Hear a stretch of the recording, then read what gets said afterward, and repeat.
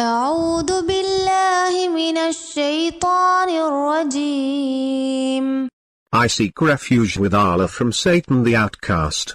فإذا قرأت القرآن فاستعذ بالله من الشيطان الرجيم.